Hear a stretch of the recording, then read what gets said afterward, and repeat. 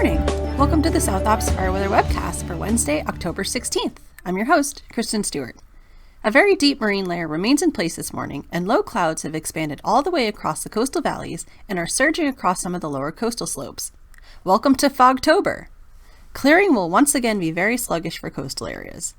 Also notice the band of mid and high clouds moving across central California. That is associated with the trough moving into the Pacific Northwest and is currently bringing light showers to the Bay Area. This feature should progress eastward through the day. After being under weak high pressure for the first half of this week, a troughing pattern will be in control for the second half. A deep trough of low pressure will move into the Pacific Northwest today and linger into Thursday. Then it will drop southward into Nevada, taking an inside slider track late Thursday through Friday. The trough will likely weaken and linger over the desert southwest Friday into Saturday as it cuts off from the main flow pattern. There remains some uncertainty in the exact track of the system that would impact the exact weather details, but recent model runs have consistently come into better agreement on the overall trend of the pattern. The main impacts of this inside slider trough will be increasing west and north winds, continued cooling temperatures, and lowering of humidity. I will go into more details on each of these in a bit. High temperatures today are expected to cool at least 3 to 6 degrees over yesterday across the board, and likely another 3 to 6 degrees at least on Thursday. Highs on Thursday will be around 5 to 10 degrees and in some cases up to 15 degrees below seasonal normals. Valley highs will only max out in the lower 70s for the most part. Humidity will also remain elevated today and Thursday, with minimums largely in the 30 to 50% range above and away from the marine layer. However, the deserts will remain much drier, with minimums in the teens and 20s. The wind forecast will be a major player in the weather over the next several days. There will be a lot of variations in the wind, especially with regards to direction, so this is going to be a little bit of a complicated forecast, so let's take this step by step.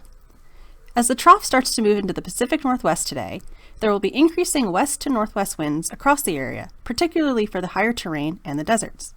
We should expect west to northwest winds to peak around 15 to 25 miles an hour with gusts to 40 miles an hour for the most wind-prone mountain ridges, canyons, and into the deserts this afternoon. Similar winds will likely continue on Thursday, potentially strengthening to 20 to 30 miles an hour with gusts to 50 miles an hour by Thursday afternoon. Isolated gusts to 60 miles an hour are possible across the windiest spots. With the humidity remaining elevated, these winds will generally not be a fire weather concern except for some desert areas. As the trough continues to move southward into Nevada, winds will shift into more of a northwest to north direction for Thursday night through Friday afternoon.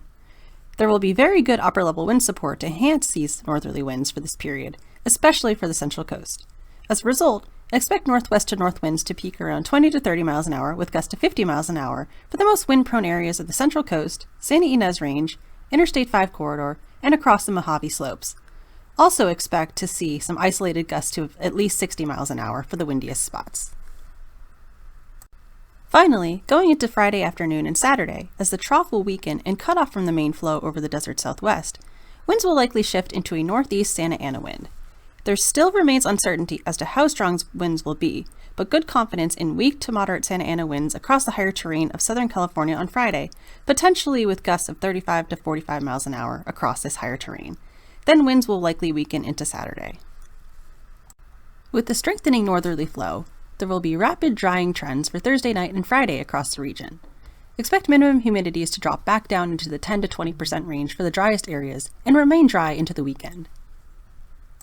The system will also bring a chance of some shower activity, but due to the inside slider nature of the trajectory, moisture will be very limited.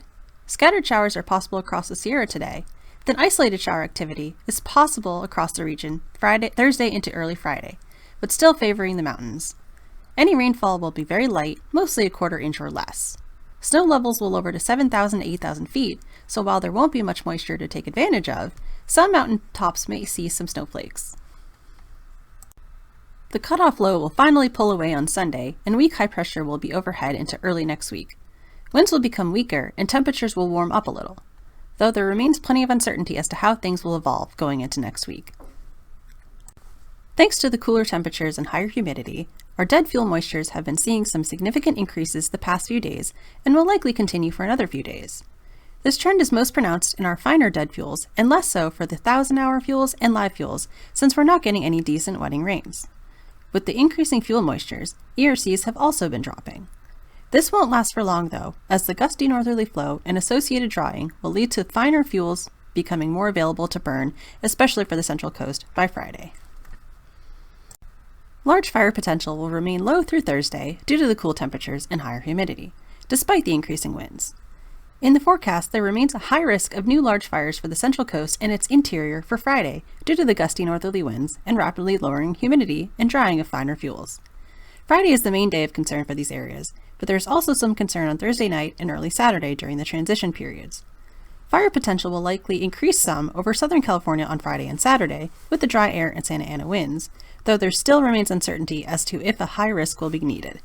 Please continue to monitor the forecast each day, as this is a bit of a complicated fire weather pattern. And that's all I have for today. Thanks for tuning in. Our next webcast will be on Thursday, October 17th. Have a fantastic day.